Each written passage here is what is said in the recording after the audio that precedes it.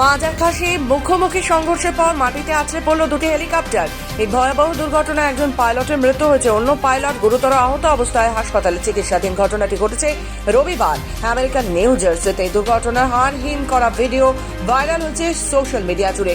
স্থানীয় প্রশাসন সূত্রে জানা গেছে, রবিবার সকালে আটলান্টিক কাউন্টির হ্যামন্টন মিউনিসিপ্যাল বিমানবন্দরের কাছে এই দুর্ঘটনা ঘটে। খবর পেয়ে দ্রুত ঘটনাস্থলে পৌঁছয় পুলিশ ও দমকল বাহিনী।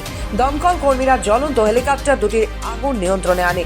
ফেডারেল অ্যাসোসিয়েশন অ্যাডমিনিস্ট্রেশন জানিয়েছে, দুর্ঘটনার জড়িত হেলিকপ্টার দুটি হল এনস্ট্রম F-28A এবং এনস্ট্রম 280C। দুর্ঘটনার সময় দুটি কাপ্টারই একজন করে পাইলট ছিলেন। সংঘর্ষের পর ঘটনাস্থলে একজন পাইলটের মৃত্যু হয়। ভাইরাল ভিডিওতে দেখা যাচ্ছে, সংঘর্ষের পর একটি লাল রঙের হেলিকপ্টার আকাশে ঘুরতে ঘুরতে দ্রুত নিচে নেমে যায়।